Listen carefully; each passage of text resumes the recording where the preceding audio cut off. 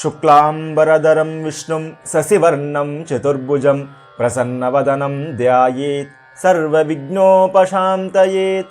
అపార కరుణా సింధుం జ్ఞానదం శాంతరూపిణం శ్రీచంద్రశేఖర గురుం ప్రణమామి ముదాన్వహం. హర నమ పార్వతీపతయే హర హర మహాదేవా. தென்னாடுடைய சிவனே போற்றி, எந்நாட்டவர்க்கும் இறைவா போற்றி. తిరుచిట్రంబలం. శ్రీమాత్రే నమః. శ్రీ గురుభ్యో నమః. శివానుగ్రహం పొందిన 63 మంది నాయనార్ల గురించి మన ఛానల్లో వరుసగా అనుభవిస్తూ వస్తున్నాం కదా. అందులో సుందరమూర్తి నాయనారు వారు ఈ 63 మంది నాయనార్ల గురించి వివరిస్తూ అప్పర్ నాయనార్ గురించి వివరిస్తూ ఉన్నారు. మనకు ఈ శైవాగమంలో శివానుగ్రహం పొందిన 63 మంది నాయనార్లలో అతి ముఖ్యమైనటువంటి వారుగా నలుగురిని చెప్పారు పెద్దలు. ఆ నలుగురు ఎవరు అంటే, మొట్టమొదట సుందరమూర్తి నాయనార్, రెండవ వారు జ్ఞాన సంబంధ నాయనార్, మూడవ వారు అప్పర్ నాయనార్, నాలుగవ వారు మాణిక్య వాసగర్. ఈ 63 మంది నాయనార్లలో ఈ నలుగురు ప్రాముఖ్యత ఏంటి అంటే, శివుడిపైన అధికమైనటువంటి పత్తికాలు అంటే స్తోత్రాలు, అంటే స్వామివారి యొక్క లీలలను, స్వామివారి యొక్క గుణగణాలను స్తోత్ర రూపంలో, పద్య రూపంలో అందించిన వారు ఈ నలుగురు. కాబట్టి ఈ నలుగురిని శైవాగమంలో ముఖ్యమైనటువంటి వారుగా, ముఖ్యమైనటువంటి నాయనారుగా పెద్దలు చెబుతారు. ఈ నలుగురిలో ఇప్పుడు మనం అప్పర్ నాయనార్ గురించి తెలుసుకుందాం. మనకు ఈ పెరియ పురాణంలో ఈ అప్పర్ నాయనార్ గురించి విస్తారంగా చెప్పబడి ఉంది. కాబట్టి కొద్దిగా క్లుప్తంగా కుదించి మనం ఈయన గురించి తెలుసుకునే ప్రయత్నం చేద్దాం. ఈ అప్పర్ నాయనారుకు మరొక పేరు కూడా ఉంది. ఏంటి అంటే తిరునావుక్కరసు. తిరునావుక్కరసు అంటే అరసు అంటే రాజు అని అర్థం. తిరునావు అంటే నాలుకకు రాజు వంటి వాడు అని అర్థం. అంటే అప్పర్ నాయనారు మాట్లాడితే శివ సంబంధమైనటువంటి విషయాలు మాత్రమే మాట్లాడేవారట. నోరు తెరిస్తే శివ సంబంధమైనటువంటి స్తోత్రాలే వచ్చేదట. కాబట్టి నాలుకకు రాజు కాబట్టి ఆయనకు తిరునావుక్కరసు అని మరొక పేరు ఈ అప్పర్ నాయనారుకు. ఈ అప్పర్ నాయనారు గురించి కొన్ని విషయాలు తెలుసుకుందాం. ఈ అప్పర్ నాయనారు ఏంటి అంటే, ప్రతి ఒక్క నాయనారు యొక్క జీవితంలో కూడా ఈ అప్పర్ నాయనారు యొక్క ప్రమేయం ఉంటుంది. కాబట్టి అలా ఆ నాయనారు యొక్క జీవితంలో ఈ అప్పర్ నాయనారు ప్రవేశించిన ఆ యొక్క లీలలను కూడా ఆయా నాయనార్ల చరిత్రలో తెలుసుకుందాం. ఇప్పటికీ ఈ అప్పర్ నాయనార్ గురించి క్లుప్తంగా మాత్రమే తెలుసుకునే ప్రయత్నం చేద్దాం. అయితే ఏం జరుగుతుంది అంటే, ద్రవిడ దేశంలో ఒక అందమైనటువంటి కుటుంబం, అందమైనటువంటి దంపతులు జీవించేవారు. వారు పరమ శివభక్తితో జీవించేవారు. అపారమైనటువంటి సంపద. దాంతో ఆ సంపదను అంతా కూడా ఆ దంపతులు శివభక్తులకు శివ కైంకర్యంగా అన్నదానము, వస్త్రదానము, అదేవిధంగా పాడుబడ్డ దేవాలయాలను పునరుద్ధరించడం వంటి సత్కార్యాలు చేస్తూ జీవించేవారు ఆ దంపతులు.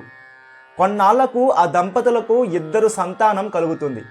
మొట్టమొదట ఒక ఆడబిడ్డ జన్మిస్తుంది. ఆ ఆడబిడ్డ పేరు తిలకవతి. రెండవ వారు ఈ యొక్క మగబిడ్డ జన్మిస్తాడు. ఆ మగబిడ్డ పేరే అప్పర్ నాయనార్. అప్పరు, ఈ తిలకవతి, ఆ యొక్క దంపతులు వీరందరూ కూడా పరమ శివభక్తితో జీవనాన్ని కొనసాగిస్తూ ఉంటారు. కొంతకాలం గడిచాక ఆ యొక్క ఆడబిడ్డ వివాహం వయసు వస్తుంది. ఆ తిలకవతి అన్న ఆడబిడ్డకు వివాహం చెయ్యాలి అని ఆ దంపతులు ఒక మంచి సంబంధాన్ని కుదిర్చారు. ఎటువంటి సంబంధం అంటే, రాజుగారి దగ్గర సేనాధిపతిగా పనిచేసే ఒక వ్యక్తిని వివాహం చేసి ఈ యొక్క తిలకవతిని పంపిద్దాం అని నిశ్చయించారు. కాలక్రమేణా కొంతకాలానికి ఏం జరుగుతుంది అంటే, ఇక వివాహ సమయం రాబోతూ ఉంది అన్న సమయంలో ఆ యొక్క రాజ్యంలో యుద్ధం సంభవించి ఈ రాజుకు సేనాధిపతిగా ఉన్నటువంటి ఆ యొక్క సేనాధిపతి యుద్ధానికి వెళ్తాడు. యుద్ధానికి వెళ్తే యుద్ధంలో మరణిస్తాడు ఆ సేనాధిపతి. ఎవరు? తిలకవతికి ఇచ్చి పెళ్లి చేద్దాం అని నిశ్చయించిన వరుడు ఆ యొక్క సేనాధిపతి మరణిస్తాడు యుద్ధంలో.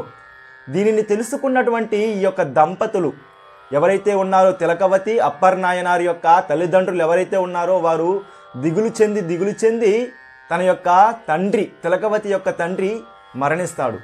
ఇక తన భర్త మరణించాడు అని తాను మహాపతివ్రత కాబట్టి భర్తతో పాటు సతీ సహగమనం చేస్తుంది తిలకవతి యొక్క అమ్మగారు. ఇక తిలకవతి, అప్పర్ వీరిద్దరూ కూడా అనాథగా రోడ్డు పైన నిలబడతారు. ఒకవైపు చూస్తే తల్లిదండ్రులు మరణించారు, మరోవైపు చూస్తే తనకు నిశ్చయించినటువంటి వరుడు కూడా యుద్ధంలో మరణించాడు. కాబట్టి ఎంతటి శోకం! ఆ యొక్క తిలకవతి యొక్క వయసు ఎంత అంటే 16 సంవత్సరాలు మాత్రమే. ఆ 16 సంవత్సరంలో ఆమె యొక్క పరిణితి చూడండి. తనకు నిశ్చయించినటువంటి వరుడు ఎవరైతే ఉన్నాడో వాడు మరణించాడు. తాను నాకు తాళి కట్టకపోయినా నిశ్చయమైంది, తానే నా భర్త అని భావించి పెళ్ళి కాకపోయినా సరే ఆ యొక్క తిలకవతి అమ్మవారు ఒక పూర్వ సువాసిని యొక్క రూపాన్ని ధరించింది. వివాహం కాలేదు, నిశ్చయం మాత్రమే అయ్యింది. అయినా కూడా తాను నాకు భర్తగా నేను భావించాను కాబట్టి, నాకు తాను తాళి కట్టకపోయినా నేను మనసునందు భర్తగా భావించాను కాబట్టి తాను మరణించాడు. కాబట్టి నేను కూడా నా సతీ సహగమనం చేస్తాను అని నిర్ణయం తీసుకుంది. ఎందుకని? తన తండ్రి చనిపోయాడు అని తన తల్లి సతీ సహగమనం చేసింది. అలాగే నాకు నిశ్చయించినటువంటి వరుడు మరణించాడు కాబట్టి నేను కూడా తనతో పాటు మరణించాలి, ఈ శరీరంతో ఉండకూడదు అని నిర్ణయాన్ని తీసుకుంది. కానీ తనతో పాటు అనాథగా నిలబడి ఉన్నటువంటి తన తమ్ముడి కోసం తన యొక్క నిర్ణయాన్ని మార్చుకొని ఏం చేసింది అంటే ఒక పూర్వ సువాసిని ఎలా ఉంటుందో అలాంటి వేషాన్ని ధరించింది. అంటే వివాహం అయిన తర్వాత, భర్త చనిపోయిన తర్వాత ఆ స్త్రీ ఎలా మారుతుంది? బొట్టు పెట్టుకోదు, ముండనం చేయించుకుంటుంది, తెల్లటి వస్త్రాలు ధరిస్తుంది. అటువంటి రూపాన్ని 16 సంవత్సరాలలో ఆ తిలకవతి అమ్మవారు ధరించారు. తాను మరణించలేదు. ఎందుకు అని? ఏకైక తన తమ్ముడు ఏమైపోతాడో అని తన యొక్క తమ్ముడు అప్పర్ కోసం తాను మరణించకుండా అటువంటి పూర్వ సువాసిని వేషాన్ని ధరించి జీవిస్తూ ఉన్నారు. ఎలాంటి కష్టం చూడండి ఆ యొక్క కుటుంబానికి. అంతటి కష్టంలో వారు తనకున్న ధనమంతా కూడా, అప్పటికి ఆ కష్టంలో కూడా వారికి ఉన్న ధనాన్ని అంతటిని కూడా శివభక్తులకు, దేవాలయాలకు, అటువంటి సత్కార్యాలకు తమ యొక్క ధనాన్ని వినియోగిస్తూ జీవిస్తూ ఉన్నారు. ఇలా జీవిస్తూ ఉన్న సందర్భంలో అప్పర్ నాయనారుకు మనశ్శాంతి లేదు. ఎందుకని? ఒక పక్క అందమైనటువంటి కుటుంబం చెల్లాచెదురైపోయింది. తన తండ్రి మరణించాడు, తల్లి మరణించింది, తన అక్కకు నిశ్చయించినటువంటి వరుడు కూడా మరణించాడు. మా అక్క ఎంత అందంగా ఉండేది, ఎంత అందంగా బొట్టు పెట్టుకునేది, ఎంత అందంగా అలంకరణ చేసుకునేది, నాతో ఎంత అందంగా మాట్లాడేది. మా యొక్క అక్క యొక్క రూపం చూడండి ఎలా ఉందో, మా అక్క ఎలా ఉండేది ఒకప్పుడు, ఇప్పుడు ఎలా ఉంది అని ఆలోచనలో మనశ్శాంతి లేకుండా సతమతమవుతూ ఉన్నాడు. ఈ యొక్క చిన్న వయసులో ఇంతటి కష్టమా మా అక్కకి అని ఆ యొక్క అవతారాన్ని, ఆ యొక్క పూర్వసువాసిని అవతారాన్ని చూసి తాను సహించలేకపోతూ ఉన్నాడు. మనశ్శాంతి లేదు. కాబట్టి అనేక గ్రంథాలను చదివేవాడు, అనేక ఉపన్యాసాలను వినేవాడు. అలా ఒక చోట ఉండి తన యొక్క మనశ్శాంతి తీరలేదు అని అనేక ప్రాంతాలకు అలా సంచరిస్తూ ఎన్నో విషయాలను అభ్యసిస్తూ ఉన్నారు. అలా ఉన్న సందర్భంలో ఏం జరుగుతుంది అంటే ఆ యొక్క రాజ్యంలో బౌద్ధుల యొక్క మత ప్రచారం ఎక్కువగా ఉండేది. ఆ కాలంలో ఆ రాజ్యంలో ఎంతగా ఉండేది అంటే ఆ బౌద్ధ మతం యొక్క అధినేతలు ఆ యొక్క రాజ్యం యొక్క రాజును వశం చేసుకొని రాజు యొక్క ఆజ్ఞ ప్రకారం ఆ రాజ్యంలో ఆ యొక్క బౌద్ధ మతాన్ని ప్రచారం చేస్తూ ఉన్నారు. అలా ఉన్న సందర్భంలో ఈ యొక్క అప్పర్ నాయనారు వారు ఆ బౌద్ధ మతంలో ఉండి ఆ యొక్క అభ్యసనలన్నీ కూడా తాను మనశ్శాంతి కోసం అలా సంచరిస్తూ ఉన్నాడు కదా, అలా బౌద్ధ మతంలో ఉన్నటువంటి వాక్యాలన్నీ కూడా తెలుసుకుంటూ చదువుతూ ఉన్నాడు. అలా చదువుతూ ఉండగా వారు ఏదో ఒక మత్తుమాయ చేసి తమ యొక్క మాటలతో ఆ యొక్క బౌద్ధ మతంలోనికి ఈ అప్పర్ నాయనారును స్వీకరించారు. ఈ అప్పర్ నాయనారు వారు బౌద్ధ మతాన్ని స్వీకరించి ఎంత స్థాయికి చేరుకున్నారు అంటే ఈ అప్పర్ నాయనారు వారు ఆ బౌద్ధ మతానికి ఒక పెద్ద అధ్యక్షుడి స్థానంలో కూర్చోబెట్టేశారు. అంతే కదా, ఎవరైనా మన మతంలోనికి రావాలి అంటే ఆ మతంలో వచ్చేవాడికి ఏదో ఒక పదవిని ఇస్తే వాడు మన మతంలో శాశ్వతంగా ఉంటాడు అని ఆ యొక్క బౌద్ధ మతస్థులు ఏం చేశారు అంటే ఈ అప్పర్ నాయనారును ఒక ఉన్నతమైన స్థానంలో కూర్చోబెట్టారు. అందరికీ మత పెద్దగా కూర్చోబెట్టారు ఈ యొక్క అప్పర్ నాయనారును. అంతటి తెలివి, అంతటి యొక్క మేధాశక్తి ఉన్నవారే ఈ అప్పర్ నాయనారు. అలా ఈ అప్పర్ నాయనారు వారు ఆ యొక్క బౌద్ధ మతాన్ని ప్రచారం చేయడంలో ఒక మత పెద్దగా మారిపోయాడు ఈ యొక్క అప్పర్ నాయనారు. ఈ విషయాన్ని తెలుసుకున్న తిలకవతి అమ్మవారు చాలా బాధపడ్డారు. మన యొక్క కుటుంబం ఎలాంటి కుటుంబం? శైవాగమాన్ని పాటించేటువంటి పరమ శివభక్తులు మన యొక్క కుటుంబంలో జన్మించిన వారు. అటువంటి సనాతన ధర్మాన్ని విడిచిపెట్టి నా తమ్ముడు అప్పరు ఆ బౌద్ధ మతాన్ని ప్రచారం చేస్తూ ఉన్నాడే అని తెలుసుకొని ఈ తిలకవతి అమ్మవారు తన దగ్గర ఉన్న ఆస్తి అంతటిని కూడా దానం చేసి శివాలయానికి అర్పించి తాను ఏం చేసేది అంటే అదే ఊరిలో ఉన్నటువంటి శివాలయంలో ఒక చిన్న నందనవనాన్ని ఏర్పాటు చేసుకొని పుష్ప కైంకర్యాన్ని చేస్తూ ఉండేది ఈ తిలకవతి అమ్మవారు. ఈ తిలకవతి అమ్మవారు ప్రతిరోజు కూడా పరమేశ్వరుడికి వివిధ రకాలైనటువంటి పుష్పాలను మాలలుగా కట్టి పుష్ప కైంకర్యం చేస్తూ ఆఖరణ తాను ఒక కోరిక కోరేది పరమేశ్వరుడి దగ్గర. స్వామి పరమేశ్వర, మా కుటుంబం నిన్ను తరతరాలుగా నిన్ను కొలుస్తూ వస్తూ ఉన్నది. అటువంటి శైవాగమంలో జీవించే మా కుటుంబంలో ఉన్న నా తమ్ముడు అప్పరు మరొక మత పెద్దగా ఇతర మతస్థుల యొక్క బోధలు విని ఆ యొక్క మతంలో చేరి మత పెద్దగా మారిపోయాడు. అతన్ని మార్చి మళ్ళీ ఈ యొక్క సనాతన ధర్మంలోనికి, ఈ శైవాగమంలోనికి వచ్చేటట్టు వాణ్ణి తయారు చెయ్యి తండ్రి అని కోరుకుంటూ ఉండేది ఆ యొక్క తిలకవతి అమ్మవారు. ఇలా కొన్ని సంవత్సరాలు గడిచిపోయాయి. తాను ఆ యొక్క బౌద్ధ మతంలో మత పెద్దగా మారిపోయాడు అప్పరు. సుమారు ఎంత వయసు అయిపోయింది అంటే అప్పరకు దగ్గర దాదాపు 70 సంవత్సరాలు పైచిలుకు అయిపోయింది. అంత సంవత్సరాలు పాటు ఆ యొక్క బౌద్ధ మతంలో మత పెద్దగా వ్యవహరిస్తూ ఉన్నాడు ఆ యొక్క అప్పర్ నాయనారు. ఇక ఈ యొక్క తిలకవతి అమ్మవారి యొక్క తన ప్రార్థనను నిలపలేదు. ప్రతిరోజు శివుడికి పుష్ప కైంకర్యం చేస్తూ శివార్చన చేస్తూ ఆఖరణ ఒకే ఒక కోరిక కోరేది. తన కోసం కోరుకునేది లేదు, తన కోసం తనకంటూ ఏదీ కోరుకునేది లేదు. తన తమ్ముణ్ణి మళ్ళీ ఈ యొక్క శైవాగమంలోనికి వచ్చేటట్టు వాణ్ణి మార్చు తండ్రి అని పరమేశ్వరుడికి విన్నపిస్తూ ఉండేది. అలా ఉండగా ఒకరోజు ఏం జరుగుతుంది అంటే పరమేశ్వరుడు ఆ యొక్క తిలకవతి అమ్మవారి యొక్క కలలోకి వచ్చి, అమ్మ, నీ యొక్క తమ్ముడి యొక్క మనసును మార్చి నేను మళ్ళీ నా యొక్క శివభక్తుడిగా నేను మార్చుకుంటాను. కానీ వాడికి కడుపు నొప్పిని రప్పించి ఆ యొక్క కడుపు నొప్పి రప్పించిన తరువాత వాడు నా దగ్గరకు చేరుకుంటాడు, నీవు బాధపడవద్దు అని తిలకవతి అమ్మవారికి కలలో చెబుతాడు పరమేశ్వరుడు. అలా చెప్పి అంతర్ధానం అవ్వగానే అక్కడ అప్పర్ నాయనారుకు అపారమైనటువంటి కడుపు నొప్పి ప్రారంభమవుతుంది. ఇక అంతా ఇంత కడుపు నొప్పి కాదు, అంతటి కడుపు నొప్పి ప్రారంభమవుతుంది అప్పర్ నాయనారుకు. ఇక ఆ యొక్క బౌద్ధ మతంలో ఉన్నటువంటి ఆ యొక్క మత పెద్దలందరూ కూడా ఎన్నో వైద్యాలు చేస్తారు, ఏదోదో ఔషధాన్ని తెచ్చి ఇస్తారు, అయినా కూడా ఆ యొక్క కడుపు నొప్పి తగ్గదు. అప్పర్ నాయనారుకు అపారమైన కడుపు నొప్పి, ఏమీ తినలేకపోతూ ఉన్నాడు, నిలబడలేకపోతూ ఉన్నాడు. ఇక మంచాన పడిపోతాడు.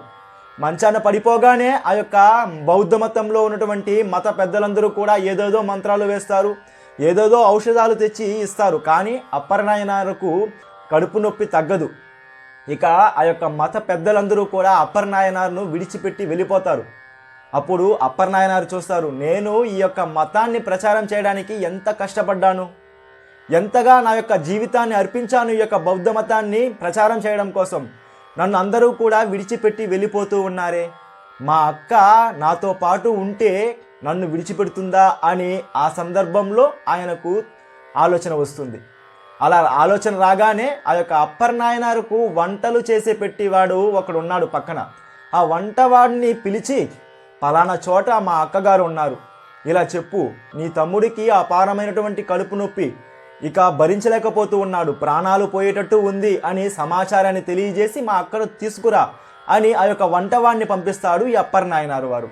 ఆ వంటవాడు ఎలాగో ఒకలాగా గబగబా వెళ్ళి ఆ యొక్క తిలకవతి అమ్మవారి ఉన్న చోటకి వెళ్ళి, అమ్మా నీ తమ్ముడు చాలా ఇబ్బందుల్లో ఉన్నాడు, కడుపు నొప్పితో బాధపడుతూ ఉన్నాడు, ప్రాణాలు పోయే స్థితిలో ఉన్నాడు, కాబట్టి వెంటనే మీరు రావాలి అని స్వీకరించాడు. అలా స్వాగతించగానే ఆ వంటవాడికి ఆ తిలకవతి అమ్మవారు చెబుతుంది, నేను వాడు ఉన్న చోటికి నేను రాను, వాడు వేరే మతంలో ఉన్నాడు, నా యొక్క శైవాగమమే నాకు గొప్ప, వాడి కడుపు నొప్పిని పరమేశ్వరుడు తీరుస్తాడు, నా దగ్గరకు తీసుకురా అని అనగానే ఈ యొక్క వంటవాడు గబగబా వెళ్ళి ఆ యొక్క అప్పర్నాయనారుకు తెలియజేస్తాడు. అప్పర్నాయనారు, నేను లేచి నిలబడడానికి నా వల్ల కాలేదు, నేను ఎలా నా అక్క దగ్గరకు వెళ్ళడం అని అనగానే ఆ యొక్క వంటవాడు సహాయం చేసి ఆ యొక్క అప్పర్నాయనారును ఎలాగో ఒకలాగా ఈ యొక్క తిలకవతి అమ్మవారి దగ్గరకు చేర్చాడు. చేర్చగానే ఆ యొక్క తిలకవతి అమ్మవారు తన తమ్ముడిని చూస్తుంది. నా తమ్ముడు ఎంత శివభక్తితో ఉన్నాడు, నా యొక్క కుటుంబంలో ఇలా మత పెద్దగా వేరే మతంలో చేరాడు అని బాధపడుతూ, నీవు ఇలాంటి వేషంలో నా దగ్గరకు రావద్దు, నీవు విభూతిని ధరించి రుద్రాక్షులు ధరించి నా దగ్గరకు రా, నీకు ఆ యొక్క కడుపు నొప్పి తగ్గుతుంది అని అక్కగారు చెప్పగానే వెంటనే ఆ యొక్క అప్పరు తన యొక్క వేషాన్ని మార్చుకున్నాడు. తాను బౌద్ధ మతంగా ఉన్నాడు కదా, బౌద్ధ మతంలో ఎలాంటి వేషధారణం ఉంటారో అలాంటి వేషధారణంలోనే ఉన్నాడు. ఇంకా అక్కగారు చూసి ఇలాంటి వేషధారణను విడిచిపెట్టి విభూతిని ధరించి రుద్రాక్షలు ధరించి నా దగ్గరకు రా అని అనగానే ఆ యొక్క అప్పర్నాయనారు అలాగే విభూతి రుద్రాక్షలు ధరించి తన అక్క దగ్గరకు వస్తాడు. అక్క దగ్గరకు రాగానే ఆ తిలకవతి అమ్మవారు తన చేతిలో ఉన్న విభూతిని తీసి ఆ యొక్క అప్పర్నాయనారు చేతిలో వేస్తూ అంటుంది, నమశివాయ శివాయ నమః, నమశివాయ శివాయ నమః, నమశివాయ శివాయ నమః అని ఆ యొక్క పంచాక్షరి మంత్రాన్ని ఉపదేశిస్తూ విభూతిని అప్పర్నాయనారు చేతిలో వేస్తుంది. అప్పర్నాయనారు ఆ విభూతిని ధరించి నోట్లో కొద్దిగా వేసుకున్న వెంటనే అప్పర్నాయనారు యొక్క కడుపు నొప్పి స్వస్థత కలుగుతుంది. ఆ క్షణంలో కొద్దిగా తగ్గినట్లు అనిపిస్తుంది అప్పర్నాయనారుకు. వెంటనే ఆ యొక్క మార్పును చూసిన అప్పర్నాయనారు ఆశ్చర్యపోయి అక్కగారి యొక్క పాదాలకు నమస్కరించి, ఇక నేను శైవాగమాన్ని విడిచిపెట్టి నేను ఎక్కడికి వెళ్ళను, నా యొక్క పరమేశ్వరుడు నన్ను ఆదుకొని ఇలాంటి స్థితిలో నన్ను ఆదుకున్నాడు అని ఆ యొక్క అప్పర్నాయనారు తన యొక్క కడుపు నొప్పి పోయింది అనే ఆనందంతో అదే శివాలయంలో ఉన్నటువంటి పరమేశ్వరుని దర్శించడం కోసం లోపలికి వెళ్ళి పరమేశ్వరుణ్ణి కన్నీరు మున్నీరుగా ఏడుస్తూ క్షమాపణ అడుగుతూ సాష్టాంగ నమస్కారం చేస్తాడు అప్పర్నాయనారు. స్వామి, నా యొక్క జీవితాన్ని అంతటినీ కూడా నాశనమైపోయింది, నాశనం చేసేసాను నేనే. దాదాపు 70 సంవత్సరాలు వచ్చేసింది. ఈ 70 సంవత్సరాలు నేను అన్యమతాన్ని ప్రచారం చేస్తూ జీవించాను.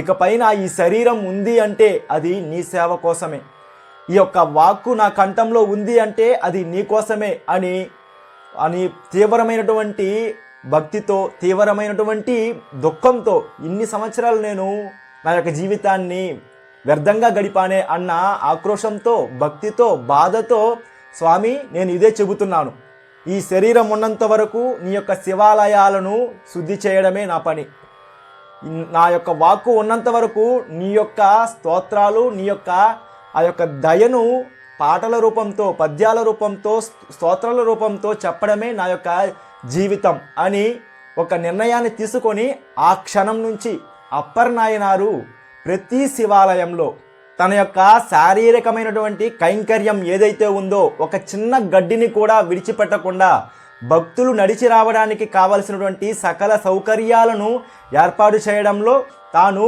గడ్డిని చెక్కడానికి ఒక కొయ్యకు ఒక చిన్న పార లాంటిది ధరించి ఒక చేతిలోనే పెట్టుకొని ఉండేవారు. ఒక దండంలాగా ఆ యొక్క దండంలాగా పెట్టుకొని ఎక్కడికి వెళ్ళినా ఏ శివాలయంలోనికి వెళ్ళినా అక్కడ పరిశుభ్రమైనటువంటి వాతావరణాన్ని ఏర్పాటు చేసేవారు.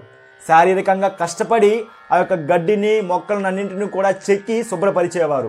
అదేవిధంగా వాక్కుతో పరమేశ్వరుడి యొక్క స్తోత్రాన్ని అలా పద్యాలను చెబుతూ ఉండేవారు.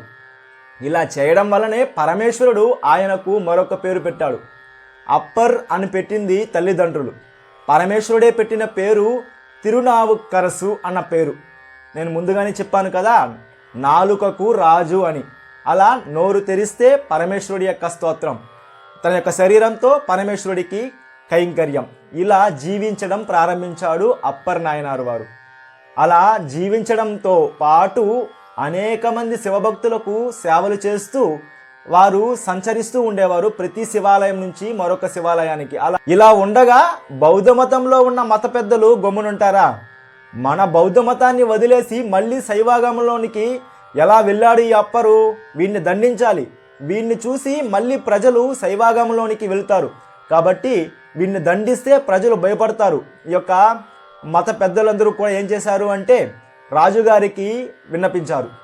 రాజుగారు ఈ మత పెద్దలు ఎలా చెబుతారో అలాగే ఈ యొక్క రాజ్యాన్ని కొనసాగిస్తూ ఉన్నాడు కాబట్టి మత పెద్దలు ఏం చెబుతారో అదే చేసేవాడు రాజు.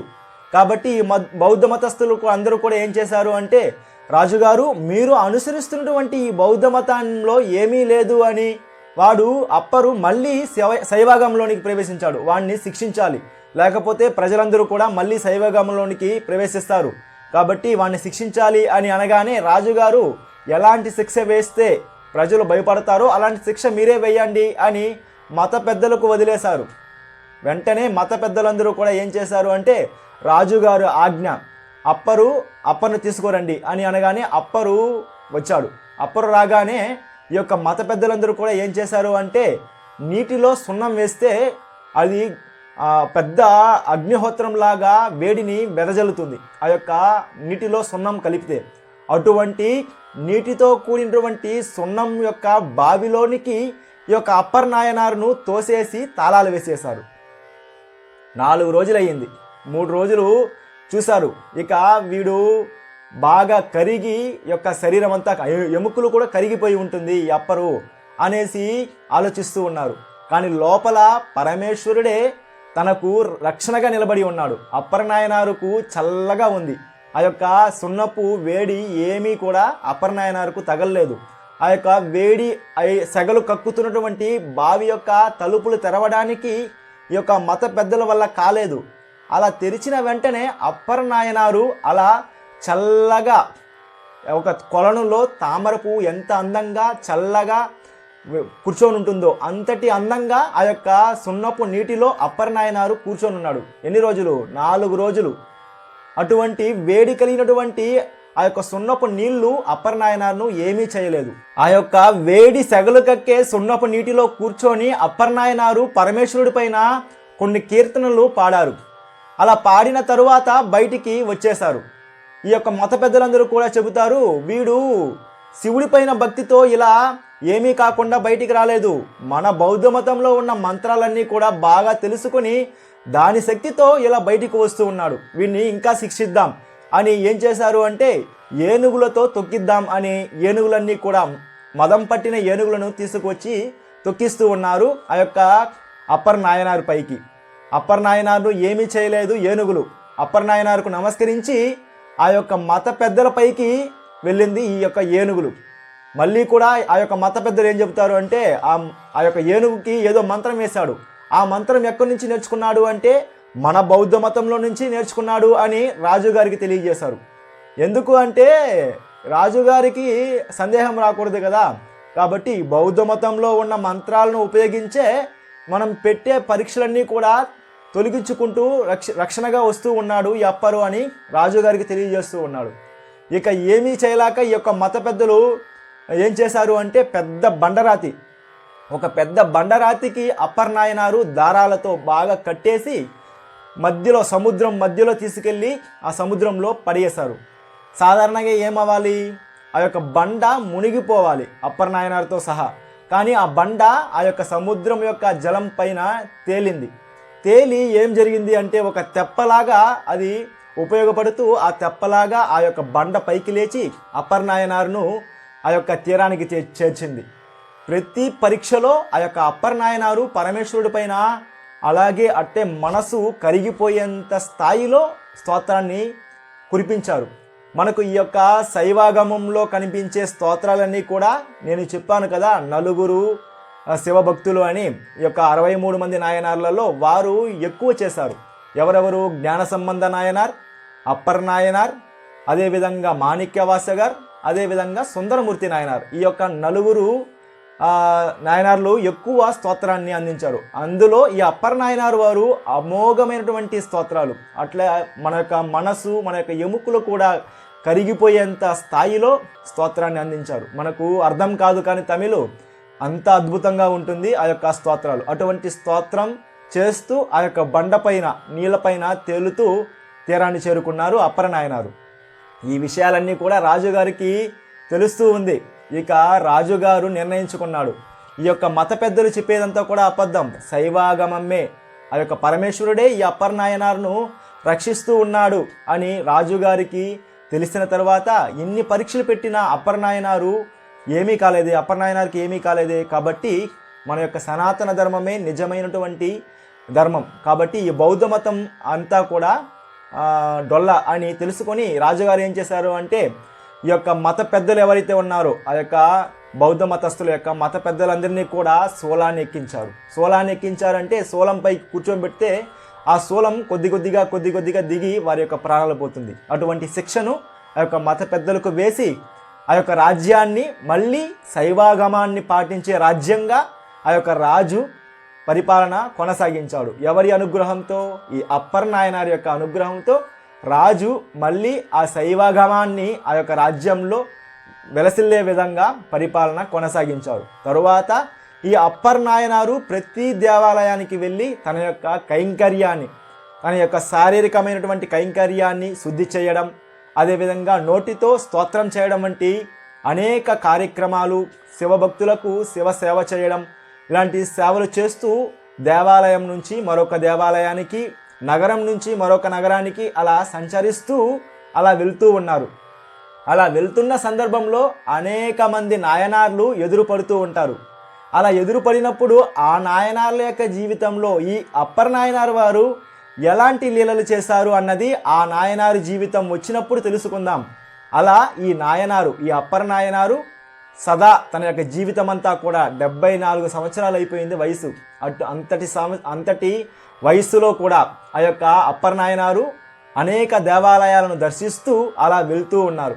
అలా వెళ్తూ ఉండగా అప్పర నాయనారు ఒకసారి కైలాసానికి వెళ్ళి పరమేశ్వరుణ్ణి, సతీదేవి, విఘ్నేశ్వరుడు, సుబ్రహ్మణ్య స్వామి అటువంటి శివగణాలతో సహా నేను దర్శించాలి పరమేశ్వరుణ్ణి కైలాసంలో అని కైలాస యాత్రకు బయలుదేరుతారు. అలా యాత్రకు బయలుదేరిన తరువాత తనకున్న వయసు తను మర్చిపోయాడు, నేను పరమేశ్వరుని దర్శించాలి అని గట్టి సంకల్పంతో బయలుదేరుతారు. అలా శిఖరాన్ని అధిరోహిస్తూ ఉండగా తాను ఎక్కలేకపోతాడు. 74 సంవత్సరాలు అయిపోతూ ఉంది కదా అప్పర నాయనారుకు. తాను ఎలా శిఖరాన్ని ఎక్కగలడు? కాబట్టి ఎక్కలేక పడిపోతాడు. పడిపోగానే కాళ్ళు నడవకపోతే ఏమి, నా చేతులు ఉన్నాయి కదా అని చేతులతో డేక్కుంటూ నడుస్తూ ఉన్నాడు. అలా చేతులతో డేక్కుంటూ కింద పడిపోయాడు. కింద పడిపోయి కాళ్ళు చేతులు పడిపోతే ఏమి, నా శరీరం ఉంది కదా అని శరీరంతో దొల్లుకుంటూ వెళ్తూ ఉన్నాడు ఆ యొక్క కైలాస పర్వతానికి. ఇక పరమేశ్వరుడు చూడలేక ఒక శివాచార్య రూపంతో వచ్చి, అయ్యా ఎక్కడికి వెళ్తున్నావు అని అనగానే, నేను పరమేశ్వరుణ్ణి కైలాసంలో తన యొక్క కుటుంబం సమేతంగా దర్శించాలన్న ఆశతో వెళ్తూ ఉన్నాను అని అనగానే, నీకు ఇక్కడ కాదు కానీ నీవు ఈ యొక్క కొలనులో స్నానం చేయి. ఈ కొలనులో స్నానం చేస్తే నువ్వు యాత్ర ఎక్కడ ప్రారంభించావో అక్కడికి వెళ్ళిపోతావు. అక్కడ నీకు పరమేశ్వరుడు తన యొక్క కుటుంబం సమేతంగా నీకు దర్శనమిస్తాడు అని అనగానే ఆయన ఆ యొక్క అప్పర నాయనారు ఆయన మాటను మన్నించి ఆ యొక్క కోనేరు, అక్కడ పక్కనే ఉన్న కోనేరులో అలా మునగగానే తాను కైలాస పర్వతానికి యాత్ర ప్రారంభించినటువంటి చోటుకి ఆయన పైకి లేస్తాడు.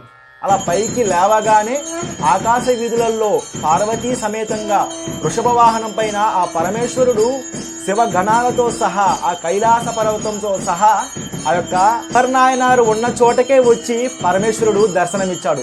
ఇక ఆనందంతో అప్పర నాయనారు 2 చేతులెత్తి నమస్కరిస్తూ పరమేశ్వరుడు పైనటువంటి అమోఘమైనటువంటి స్తోత్రాన్ని చేశాడు.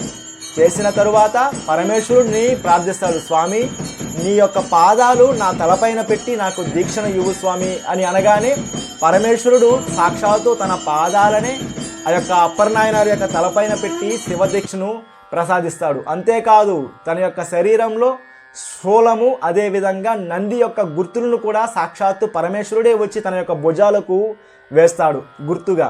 ఇలాంటి అనేక లీలలను ఈ యొక్క అప్పర నాయనారుల యొక్క జీవితంలో పరమేశ్వరుడు చేస్తూ ఉన్నాడు. ఈ యొక్క అప్పర నాయనారు కూడా పరమేశ్వరుడి పైన స్తోత్రం చేస్తూ అనేక దేవాలయాలను దర్శిస్తూ అనేక మంది నాయనార్లతో కూడి సంబంధ నాయనార్, అదేవిధంగా యాழ்పాణాన్ నాయనార్ వంటి అనేక నాయనార్ల యొక్క జీవితంలో ఈ యొక్క అప్పర్ నాయనార్ యొక్క ప్రమేయం, అనేక లీలలు కూడా ప్రదర్శిస్తూ ఉంటారు. మనం వాటిని ముందు ముందు తెలుసుకుందాం.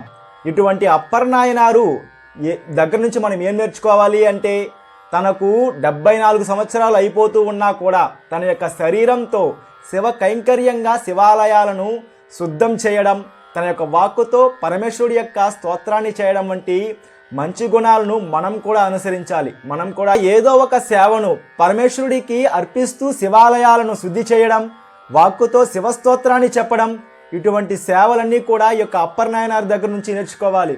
ఎందుకు అంటే ఈ యొక్క శారీరకమైనటువంటి సేవ, అదేవిధంగా వాక్కుతో చేసినటువంటి సేవ అంతటి ఫలితాన్నిస్తుంది.